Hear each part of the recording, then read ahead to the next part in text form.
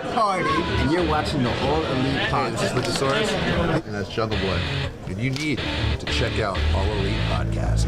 We are the Lucha Brothers, and you listen All Elite Podcast. You know why?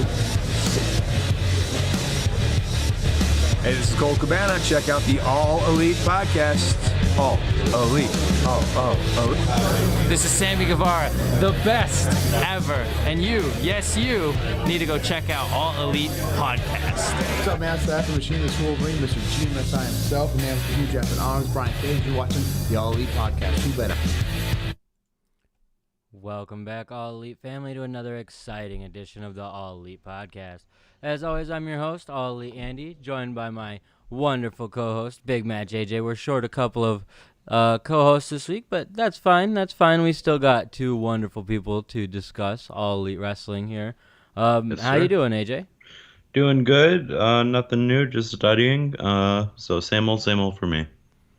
That's cool, man. I haven't really been up to much either myself. Just been doing a lot of work-related stuff. Did have a good time watching AEW last night, but really haven't been up to a whole lot, honestly. Just been working a lot, doing a lot of school stuff, and just been trucking away at all that shit, I guess. Yep, and that's about it. No news is good news. Yeah, I guess so.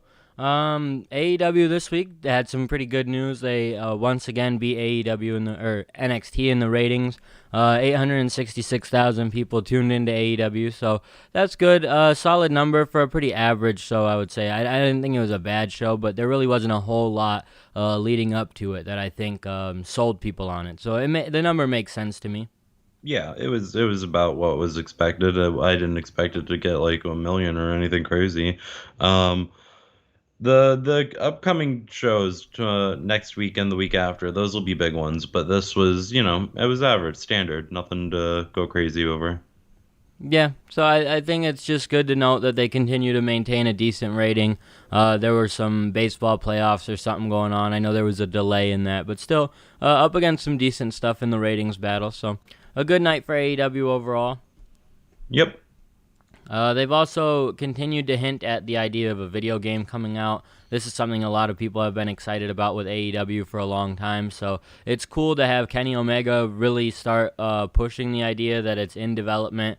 We don't know exactly when it's coming. I think it's still a ways away, but the fact that they keep people updated that something is coming is nice to know. Yeah, they said they have footage that they could show, which is interesting. I mean, that's a big step, so they must be somewhere in development, like decently along. Yeah, exactly, and that's the interesting part of it is just they have footage, so they're at least making progress on something that people weren't sure how far along the way it was, but they're definitely excited for it, and I have to agree, I'm excited for it as well. Being the fact that pro wrestling games are what really kept us in fans of wrestling for such a long time, I have to say that a good game would be exciting to finally have once again. Oh, yeah, because the WWE games are just ass. Yeah, I mean, I honestly haven't played one in a while, so I don't know. But from what I've read, there's nothing good to say about them, and so if we got a good one from AEW, that would be absolutely exciting. And it's funny, I see it a lot on social media from people who I don't even think are wrestling fans, but they played the games because they had so much fun with the games. Yep. So I think they could definitely see the same type of situation here if AEW can put out a really good game. And I think that's only a matter of time. Yeah. So definitely a couple of interesting notes there. Not a whole lot of news from AEW this week outside of that. Well, there's some stuff, but it's generally related to the show, so we'll talk about that when we get to those points in the show. But really a quiet news week for AEW as well, and like you said, no news can be good news sometimes, and that's pretty much where we are with AEW. When we first started the show, there was news every week because obviously it's a new company. Now the news is a little bit less, and it's better that way. I don't want to hear about a new signing every week and stuff like that, especially when we have a lot of talent that is already on the roster that might not be utilized to its full potential just because there are so many wrestlers. I don't even blame the company that much. But nonetheless, it's good to see that AEW continues to be on the right track as a company. Really no negative news coming out, which is, again, a positive. So overall, things seem to be going all right. Hopefully the COVID situation can continue to be maintained over there. I know that that's something interesting watching Dynamite, and I kind of prefer it. It's like an interesting positive that came out of everything is with Archer being off the card for the last couple of weeks, the show has been totally different, I feel like. Absolutely. It definitely completely changed up from what they were going for. And Eddie Kingston has filled that role nicely, I think. It's been interesting, but it's just, a buffer for now. Yeah, it's made for probably my favorite filler storyline that we've gotten in our short time with AEW, and we'll get to that point. So we might as well just talk about the show briefly at the very least. The show opens with, we got regular commentary. Well, actually a little bit of an irregular commentary team this week. We have Jim Ross with Taz instead of Tony Schiavone and Excalibur. So Taz taking the place of Tony. I don't know if this is going to be a permanent thing. If they mention that, I definitely didn't hear it. But it does make sense to me, especially with Schiavone not necessarily being, like, they use him in interviews a lot. He's not just a focal part of the commentary team. So it makes sense to me. Yeah, I mean, it was interesting, and also it's nice to have Taz on commentary every now and then, and instead of the three-face group. So I was fine with it. I was fine with Taz being there. Taz is a little silly, but I kind of like that. So other than that, it's Taz. He's good at what he does on commentary, and he brings a nice little heel balance to the group. Yeah, and it's nice that they just shuffle in some of the different commentators that they've got. It's nice to get that heel balance, though, like you noted. We then go to the Darby Allin versus Ricky Starks match. Ricky Starks makes his entrance briefly. He has a Darby Allin body bag, tosses that to the side. Then we get a Darby Allin video package, a quick little black and white video showcasing some guy I'm not super familiar with, talking up Darby for a minute. And then we show Darby going down a huge ramp while in a body bag going on a skateboard. This was it's way crazier than it sounds, honestly. And it was pretty cool. Sets up a really good match between Darby and Ricky. Darby picking up the win in about 10 minutes. Really solid match. Kind of surprised at how sudden the victory was, but it was a good match. I'm going to be honest. I thought Ricky Starks was going to win because I figured this isn't going to be their last match. Like, this is probably going to go to... Well, I thought it was. Maybe it's not. But I thought they were going to try to drag this out, maybe to even Full Gear. Give them maybe 2 or 3 matches.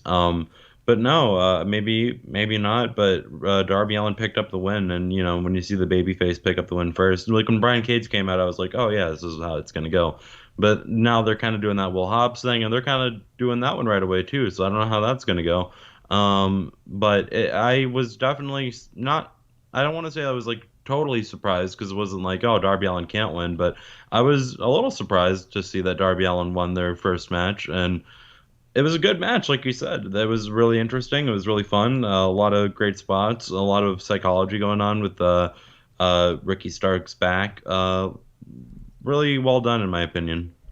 Yeah, I agree. I think they did a really, really good job with this match. I don't know that I expected a whole... I actually did expect quite a bit for it and expect it to continue a little bit because I would like to see this feud be capped off by a little bit more of a lengthier match.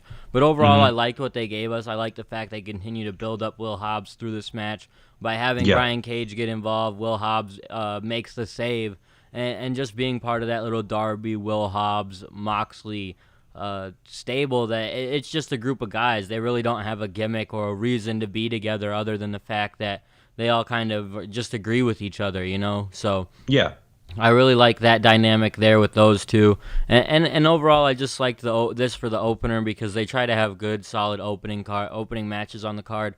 And sometimes they fall a little flat, but here I think they definitely nailed it with this one. Just a match that left you wanting more. That's all you can really say about it. Absolutely, like you said, the perfect opener. Yep. So then they run down the card. We get what we have for the night. After that, we get Cody Rhodes. He makes his entrance. He comes out. He's asked by Dasha how he's feeling. He says that Al Snow told him, you'll always wrestle hurt, but you never wrestle injured. He gets this whole promo. He says that he starts mentioning something about the ace. I actually have some of it recorded. So we're going to go ahead and play about 30 seconds of this Cody Rhodes promo, and then we'll cut to the nitty-gritty of it. Of a man, the audacity. That's the Brody Lee promo. Here we go. Try again. Oh, we're gonna head on out. Feet are planted firmly in the ground, and while I was gone, my ear was as well. And I hear that same traditional pro wrestling promo pontification, people talking about being the future. There's even people talking about being the ace. Come on, don't make me laugh. That ship has sailed. Dynamite is already a year old. And I'd love to punch that in further and say that that honored distinction belongs to me, but it doesn't. That can only belong to one of three people. The Full Metal Champ, Hikaru Shida. The world's champion, the best wrestler in the world for the last 207 days, Jon Moxley. Or the man carrying the ace belt himself, Brody Lee. So just an interesting promo overall. Cody then is asked about if he's going to face Mr. Brody in this dog collar match. Finally, he says no at first before running back to the ring and saying no as in no to a whole bunch of other shit. It was an interesting promo, good way to set up this match. I think that then what came after was more exciting to me. The brawl between Mr. Brody and Cody, and then Brandy also getting involved was interesting. It just felt very old school to me, honestly. The way that they put together this brawl, the way that Cody and Mr. Brody were fighting, and all of this. I think that it was very old school, but it was very good. It was very well done. It was. I liked it. I don't know how much I liked it because, like you mentioned, Brandy Rhodes, and she did the senton on the top onto all of the Dark Order. They catch her, stand for like a second, and then fall over. And I'm like, that looked wacky. Like you clearly could have just crowd surfed this woman. And I also thought the brawl kind of went on for a little bit too long. I feel like AEW has that problem when they do big brawls. They never know how to end them. That's why it felt very old school to me. You know, with these two, they just kept going back and forth with each other, trying to fight each other, and just never really settling what they had going there. So I, at the end of the day, I agree, but I do like it. I like it too. I thought it was fun. There was just a couple bits, and that was it. I thought this was solid. I thought the promo was really good. You know, back to Cody cutting sick promos, which is what I want to hear from him. So that's great. And the other thing is, I like how he's mentioning the ace. I don't like how he mispronounced Hikaru Shida's name, but other than that, Hikaru. But he did a great job selling this match, and it's a dog collar match, and I feel like to new fans, which AEW has a lot of, they don't realize how gruesome those get. And so I like that he kind of sold it as such. Like, this is going to be a brawl. It's going to be bloody. It's going to be messed up. That's also why I liked the effect of the brawl that they had, because if they were just having a regular match next week, okay, why are they brawling this much? They're going to do that next week. But next week, they should really have a fight where they're beating the crap out of each other, and it should be one of those matches that we come out of it like, whoa, that was a great match. And the way that they just announced it for next week was kind of awesome. I like that it's just coming right away and leads me to believe they might have something either planned for the pay-per-view for this, or they really want the TNT title to be an important title on television. You know what I mean? It was cool the way he not pronounced it, but the way he considered it an Ace Championship. It was all very cool. He promoted the TNT title very well with his promo. And so in doing that, they've kind of elevated the belt a little bit. And by having that match next week, it elevates it a little bit more for me, honestly. So, and I almost don't want to see the title defended on pay-per-view at this point, because they've done a good job at not having to do that, you know? Yeah, well, especially with the TNT title. And I think the latter point you said of them wanting this to be a good title for television is the accurate way to put it, because it is the TV title after all. And so that's what their main goal is, I think, because it's not like they have a pay-per-view every month. I mean, they have a good amount of pay-per-views, but it's not every month. So you need something to keep people engaged while that's not happening. And this title has been great so far at doing that. I mean, in the early goings, it was a little shaky with like the random indie guys and the matches being hit or miss, but since Brody's reign, it's been fantastic. I could appreciate that for what it was when we were getting it, but since then, man, Brody's reign, you're right, he's knocked it out of the park. He's had great defenses, like even the one against Orange Cassidy was a lot of fun. So it's been fun, and I almost hope it continues past Cody. And what a match, and what a way to set it up next week's match. So I think they've done a great job here, and I hope it's like the beginning of something where we just randomly get a month and a half long build to a great match on TV. Like all the time. We just get great builds to matches that don't have to end on pay-per-view. I think it would be genius to do something like that. And so far we've gotten it with this title now almost twice, really. So cuz it's interesting to me. I don't want to get too off topic for too long, but it was interesting to me the way that Brody won the title on that Saturday night show, because that really could become a thing where they do like a Saturday night's main event or a Clash of Champions Saturday special that's not a pay-per-view that's headlined by the TNT title. So I like what they've done here, and I think that this brawl while it was long, it wasn't too bad. No, it wasn't too bad at all. It was entertaining. For any of its flaws, it was good, and there were very few of those. Yeah, I like this a lot, and again, just Cody cutting sick promos. I'm in. Absolutely. From there, we get Tony Schiavone interviewing FTR. He asks them about the best friends, and they kind of brush them off as glorified backyarders. Talks instead about SCU being a different story, one of the best tag teams in the world. They were the first tag team champions in AEW. So they want to have a Tony then mentions the Young Bucks, and FTR says that the Young Bucks have blown every opportunity that they've had, and they don't deserve a shot. Then they're randomly Matt Jackson super kicks Tony Schiavone and says, "Did we interrupt something here?" Before joining Nick Jackson once again. FTR is confused why they hit Tony and not them. This was actually a pretty decent segment. It was actually really good. It just continues to be kind of confusing, which is not bad, but confusing.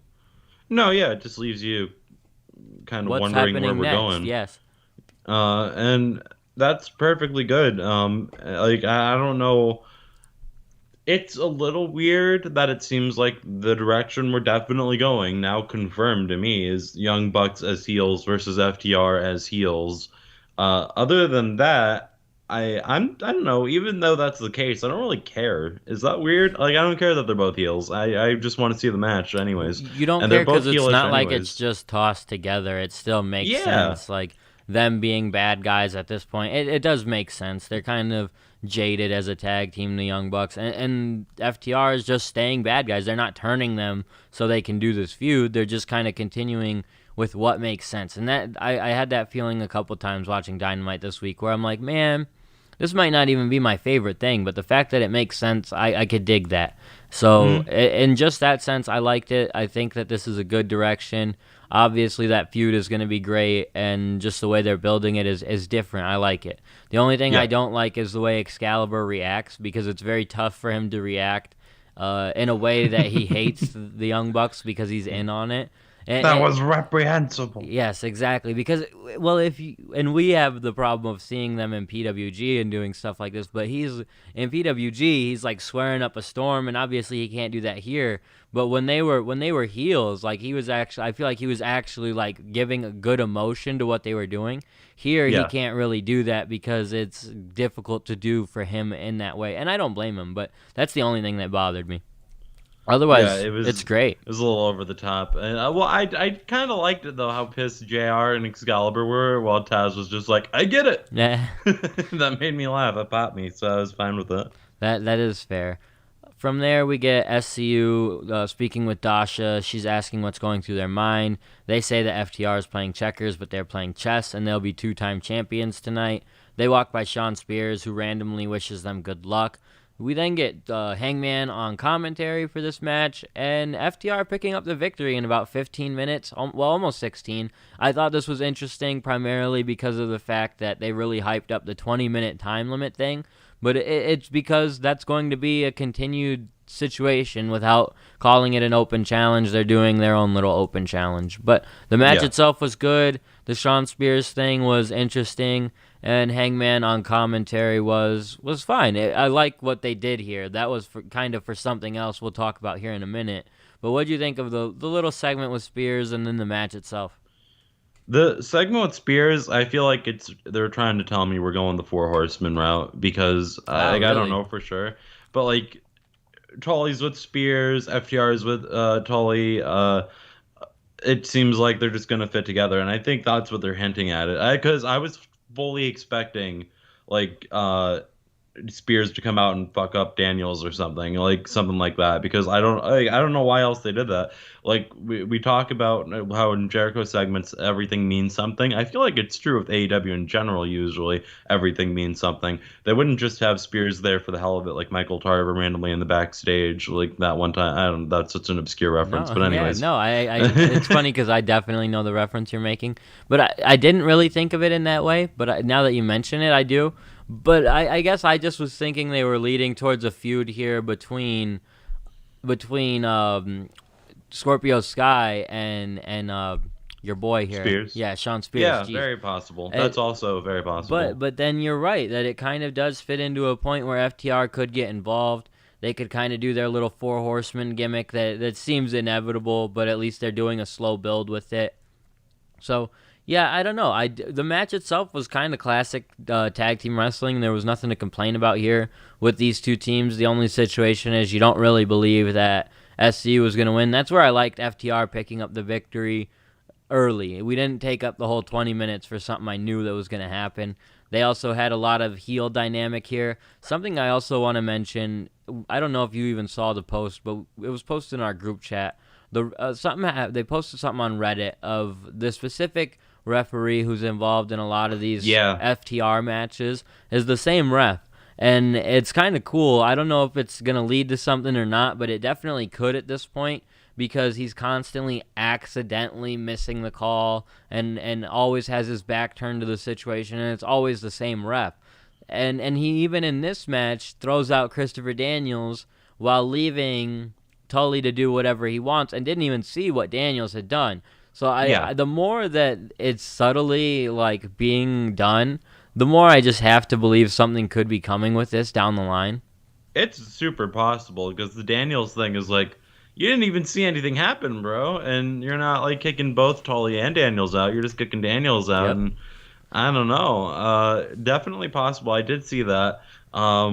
Very interesting. Very kind of cool if it does happen. I would love it, because that's a situation in a long time. And way to build it too, dude. Not even do it over a couple weeks, and it's kind of like so subtle that if you're paying attention, you'll catch it. But if you're not, when they break it down for you, you'll get it. Like they have enough evidence to build up to it. It's not just, oh, we threw this together. So I like that. I like it a lot. Also, I did like this match a lot. I thought this was a really solid match. Like you said, like classic tag team wrestling, but I love that about that. I thought SCU really brought it. I thought FTR was like great. I thought they were wrestling better than they were in their tag title match when they won the titles. It's not as good of a match because it didn't have nearly as much time, or like who was going to win. But it was definitely really, really good. Like they were going all out. They were really doing some crazy ass maneuvers. And not just that, I was also interested in like, okay, it's like 13 minutes in now. Are they going to go the full 20? Or is it going to make SCU look good coming out of this? And either way, SCU looked good coming out of it because it went like 15 minutes. But and they lost by cheating, so that was also another bonus there. And Daniels wasn't there. So I actually really enjoyed this. I thought it made SCU like a lot better, and because like they were mentioning on commentary, SCU hadn't been like tagging Kazarian and Scorpio hadn't been a tag in like 4 months, which was like, wow, that's kind of crazy to think about.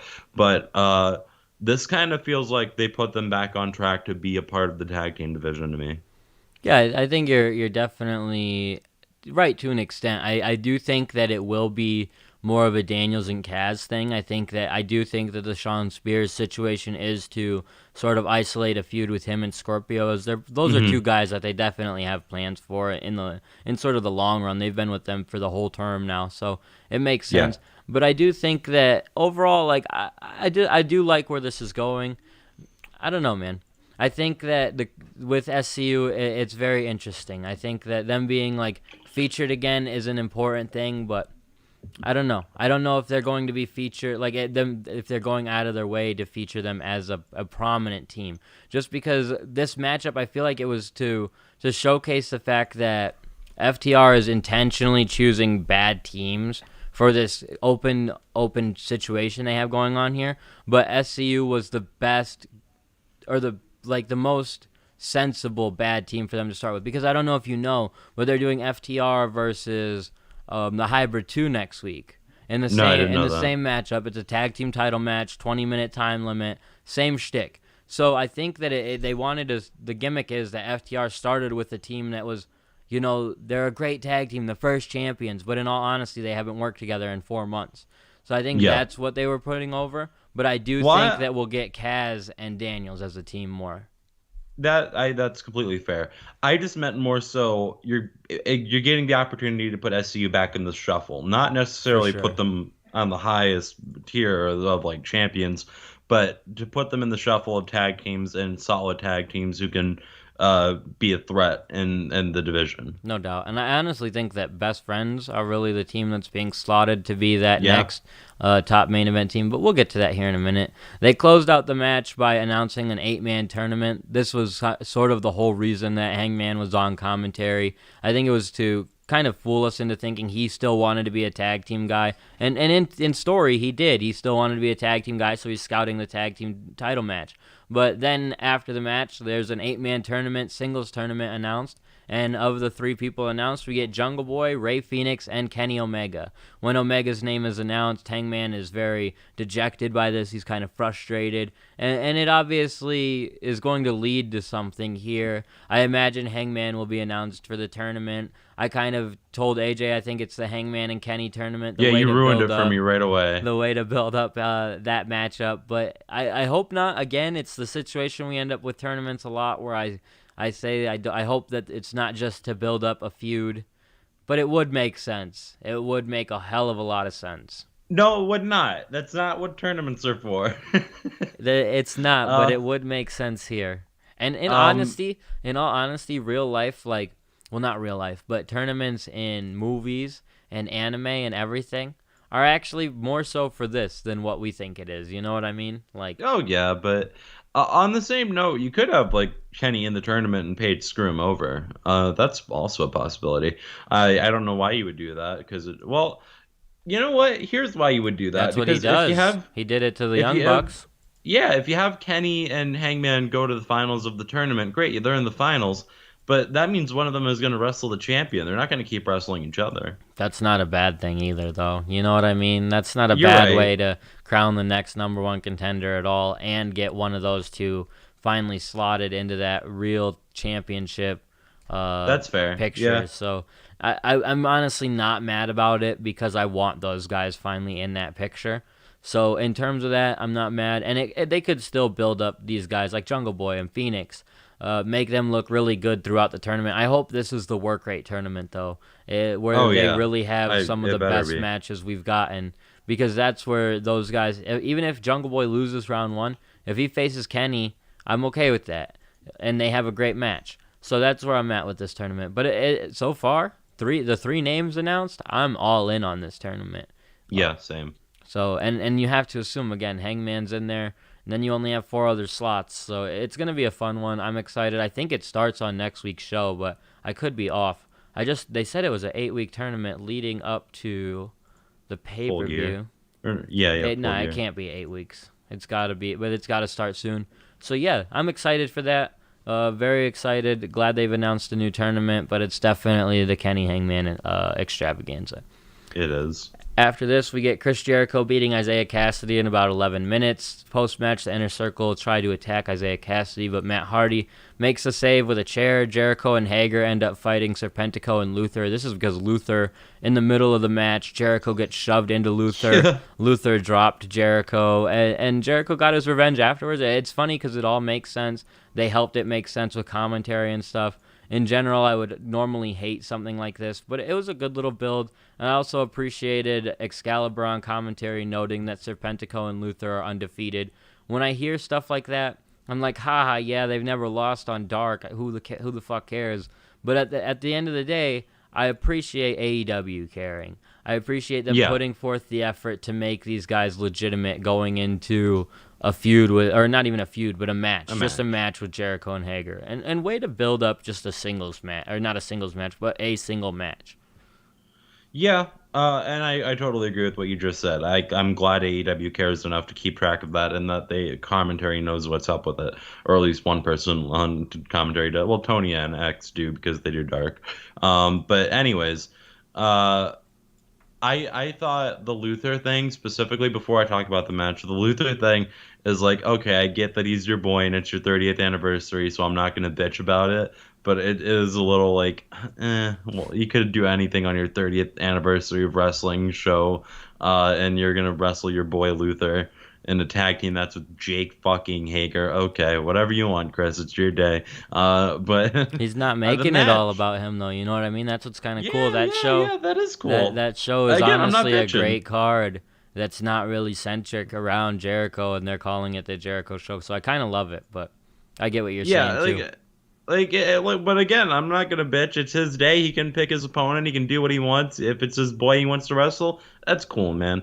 Um, and as far as the match goes, this match was better than it had any right to be, and I got really into it. I wasn't like, oh man, Isaiah's gonna win. No, but like when Isaiah started busting out the code breaker and the lion salt, I was like, oh, this is really dope. Like Yeah. he's really like giving it his all. He's trying to get this fucker pinned. Like this guy's really trying. And he looked great in the match. Like he looked absolutely great. So I don't know if it was just Jericho carrying him or what. I don't think it was. I think he just on tonight, and he Yeah. just did a great job. He and Jericho had a great match. It went 11 minutes. This was really solid. It was an This was- impressive match for me to see. Like for me watching Isaiah Cassidy, I was impressed because I'm really not a fan of his. I never really get behind him. But in this match, I'm still not a fan of his. But I could see it now. I see it a little bit more, and was glad for him, especially because I tend to see Mark Quinn as the guy in that group, and had they put Mark in this position, I would have been less skeptical about it. But it would have started to separate the two. You know what I mean? Mark's already gotten Yeah. that opportunity against Cody. If he got it here again against Jericho, yeah, it makes more sense. But then it really starts to Jannetty Cassidy. Instead, they does. made a point to continue making him look maybe not just as good as his partner, but he's up there. And this 11 I like minute, the match better than the Cody one. yeah, that's true. And honestly, it's cool what they did with Jungle Boy and Jericho early in the year, because him going 11 with Jericho means a little something to me. You know what I mean? Yeah. Like it honestly does. So good on them there. From here, we get a Miro and Kip Sabian segment. They're talking about the bachelor party. This is kind of my just a God. goofy little segment to lead up to another segment, honestly, because at the end, there's some guy who asked Miro if he needs Brian help Mitchell. doing something had to look crazy. it up. Yeah, I was going to say, I love that you interrupt me to say Billy Mitchell's name, Well, yeah, whatever. mess it up, and you didn't even really know who he was. Yeah, so I get I did look it up though. it looked fun.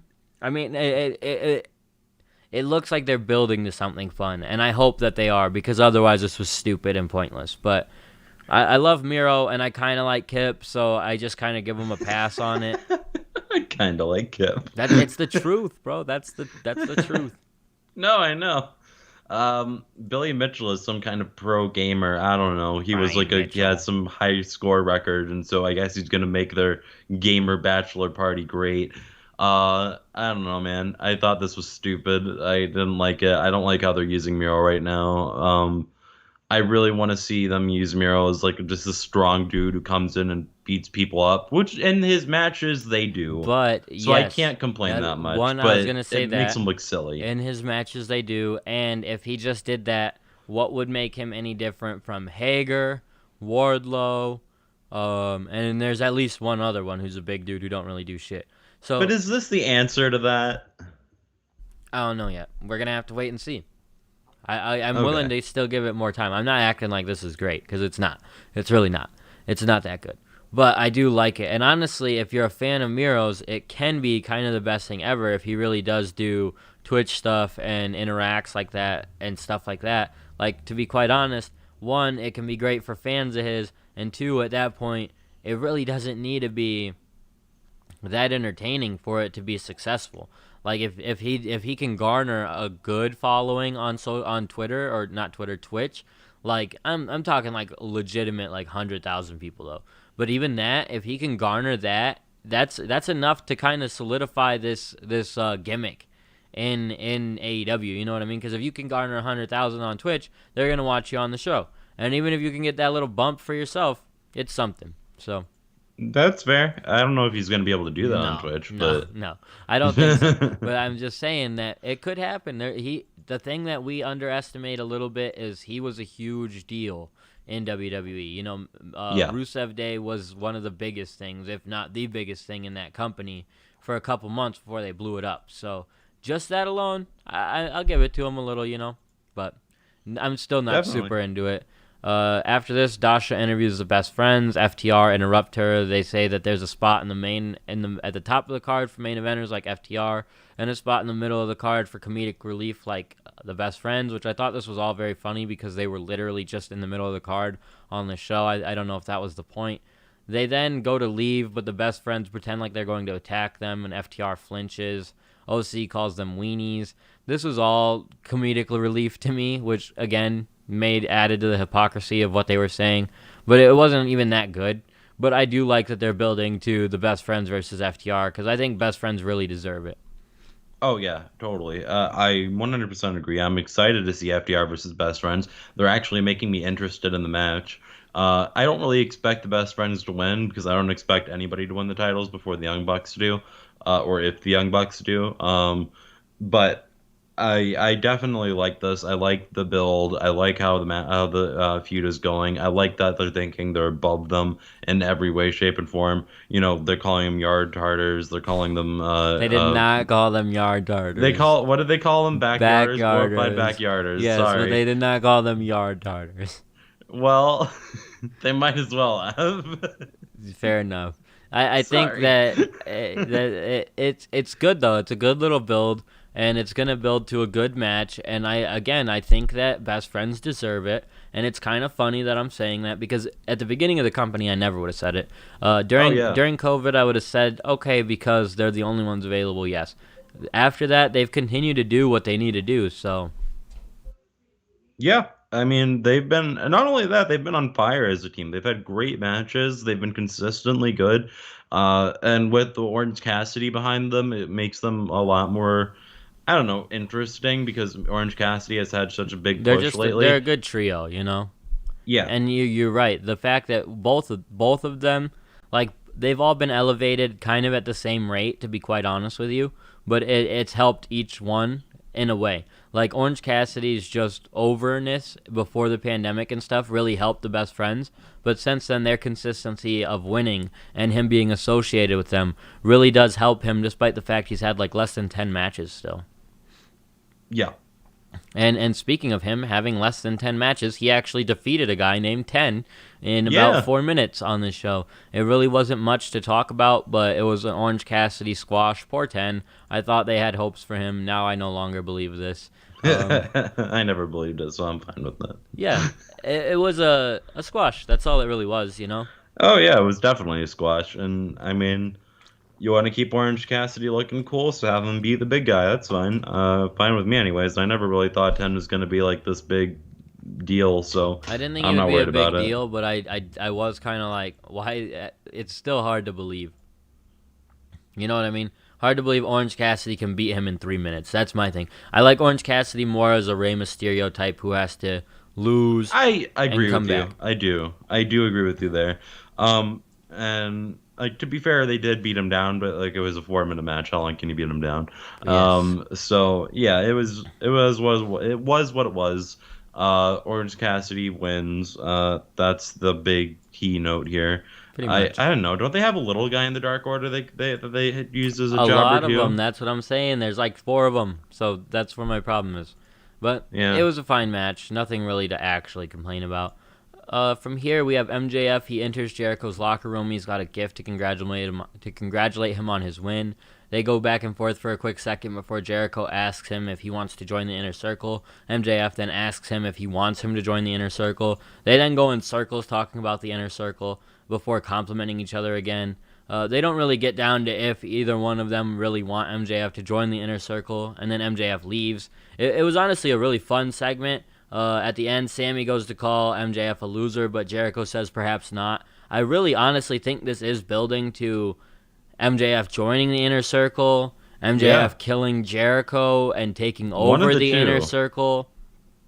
I don't see the latter happening. That's fair, but Actually, it's still because I don't think they would like follow him. But I could see him saying, I like you're a big top guy here. I want to take you down a peg, or I want to get my infiltrate it. You know what I mean? Well, like yeah.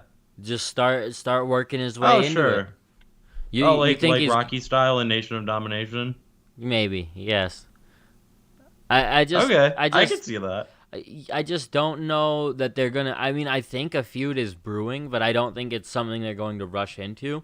I think he'll kind of become a part of the Inner Circle.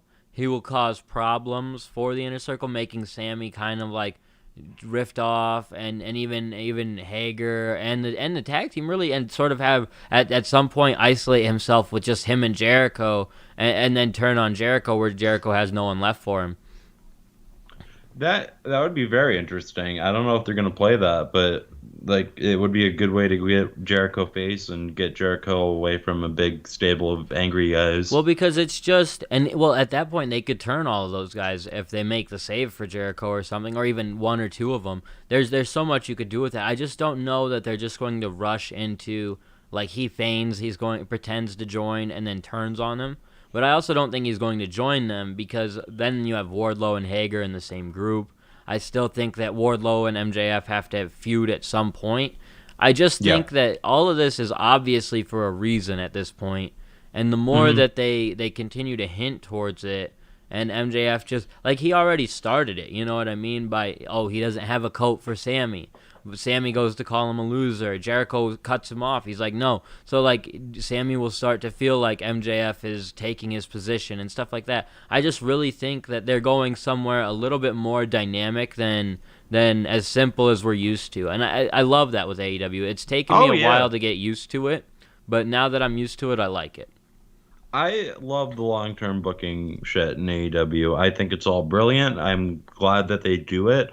I'm glad that they have slow burn, because like slow burns are some of the best things in wrestling, and usually in WWE they happen by accident, and that's why like people are always like not even slow burn sometimes though, dude. Just continuation, like continuing a piece continuity. Of the, continuity. Exactly, that's the word I should use.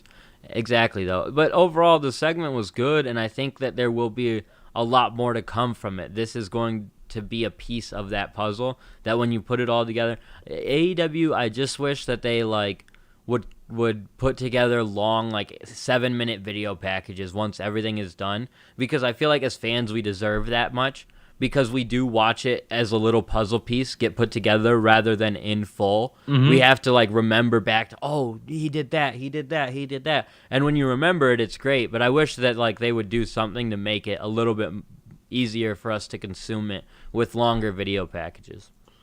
I feel like you don't need the longer video packages if you're invested in what's going on. That is fair, you're right, but because I'm invested and because I've given them that time, I want to relive it one time in full. That's totally fair. Before we get it, you know what I mean? And I'm sure there are fans out there who provide that, on all honesty, but I think that that's one thing that they could honestly kill, and is an untapped market in wrestling, you know, where they might not even realize it, but you get those videos with a lot of streams on YouTube, and there could be a lot behind that. So who knows? From here, we get Britt Baker beating Red Velvet in about 4.5 minutes. Really nothing super special here. I think it makes sense that Baker picks up a victory. During the match, I was watching the scroll for Dark and saw that Red Velvet had also lost on Dark. And I thought to myself, well, if I was a fan who didn't already know Red Velvet was going to lose, I now officially know she's going to lose. If she lost yesterday on the show, that means way less. They mentioned it on commentary, too. So just in terms of that, it wasn't, but I think they did a little bit to make Red. I think she's someone they honestly plan to do something with, I guess is my point. Well, I wasn't even really making that point yet. But I have a point there that I think she's going to be someone that they're doing something with. It's just not right away. She's going to do a couple of losses first, kind of the Will Hobbs direction of paying your dues almost to get featured. She looked good in the match. This was actually pretty solid for a squash. They both looked all right, and Britt Baker after the match put in the lockjaw and just kind of brutalized her and made her look like a strong competitor coming back into the division, which is good because Britt Baker, when she's on, she's really good. So I'm glad we have her back.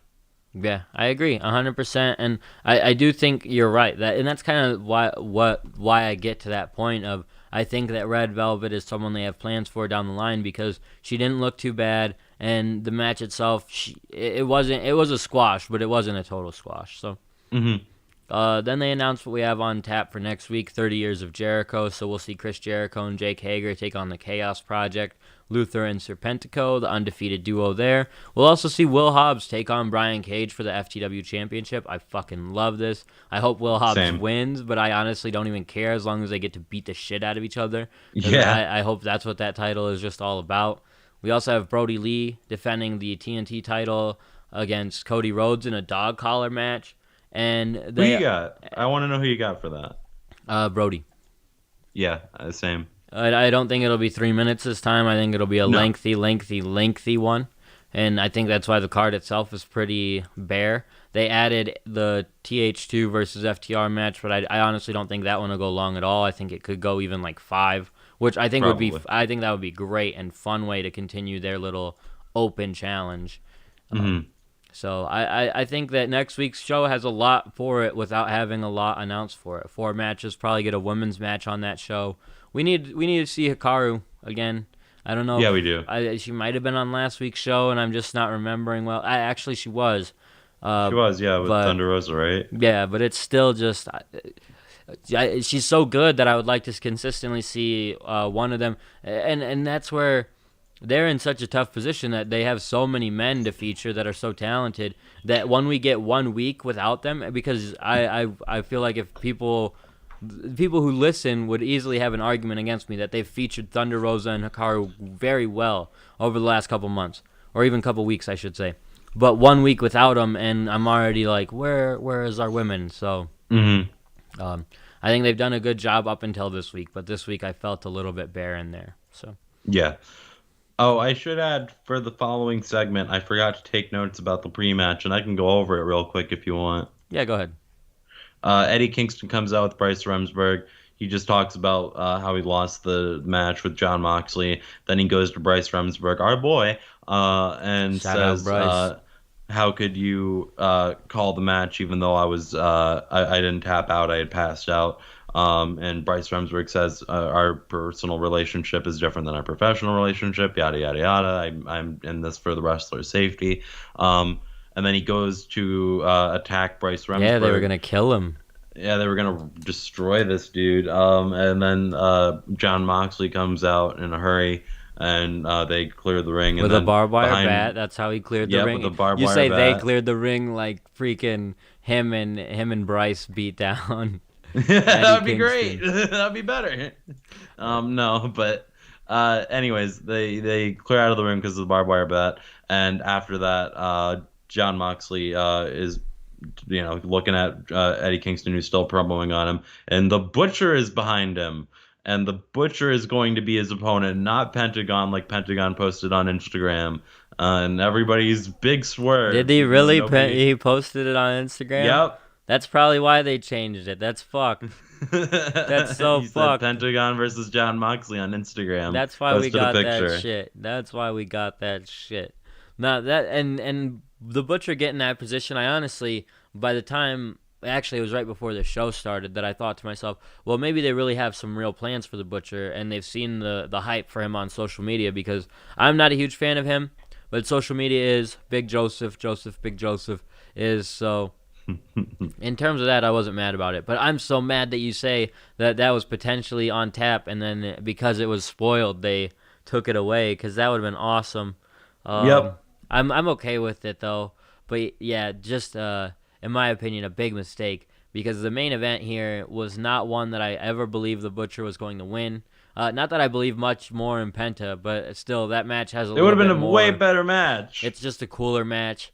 So I'm not saying the Butcher was bad. The Butcher was fine. He was perfectly fine, but he's not Penta. Well, and it just you have no history to believe in the Butcher. Some people have a real history in believing in Pentagon Jr. as a real singles threat. So in terms of that, and that's where I would have liked it, because I would also like to see Pentagon as a singles competitor going down the line.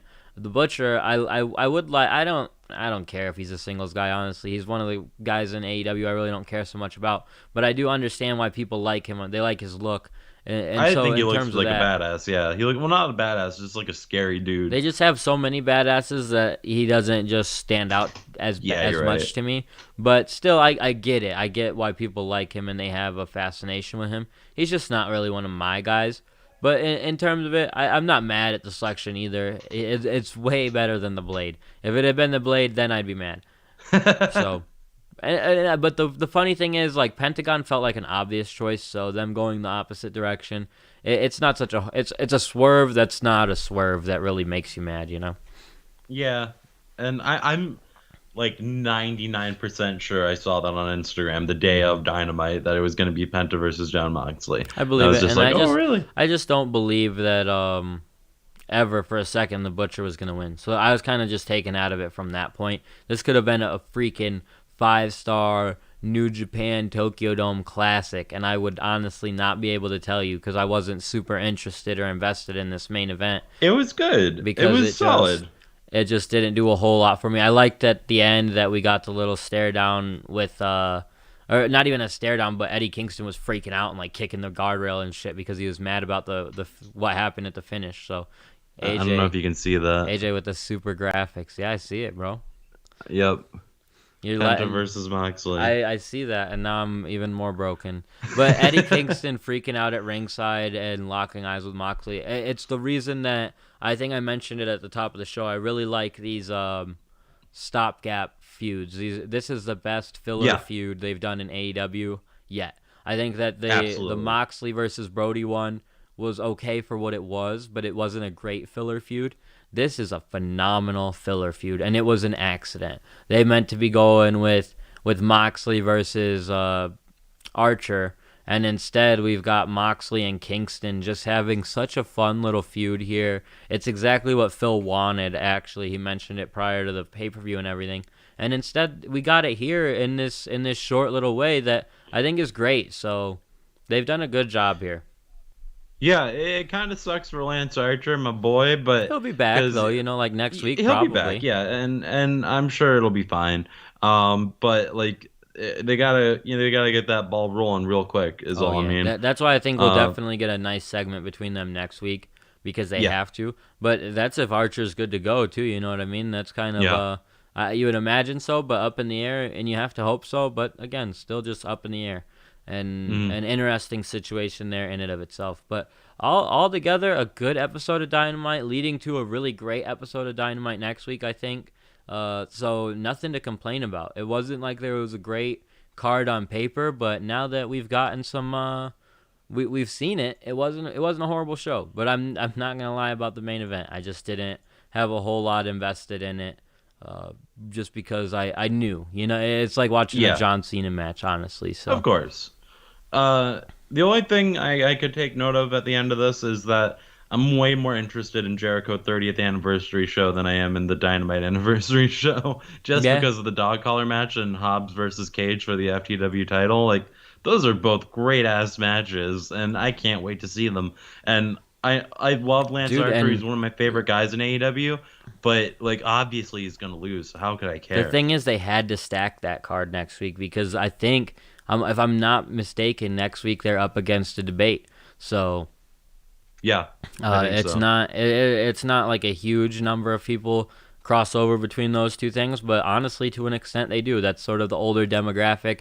So I don't think they'll do a bad number though up against it with that card. I will definitely be tuned into both because I am a person who does watch debates, but when it comes down to this card, there's so much that you can't miss that it's not like I can miss it. You know what I mean? So overall, very excited for next week's Dynamite. I think we really covered everything. AJ, you can go ahead and plug your social media. I'll plug mine, and we will get out of here.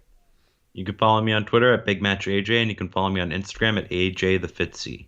And you can follow me on Twitter at AllEliteAndy. I'm on Instagram at Andrew Kvazier. You can follow the podcast on Facebook at facebook.com/AllElitePod. We are on Instagram at AllEliteEverything. We are on YouTube at youtube.com/AllElitePodcast. Make sure you smash that subscribe button, brother. And you can find us on Twitter at All Elite Podcast. Thank you guys for continuing to support us. Until next time, see ya. Bye.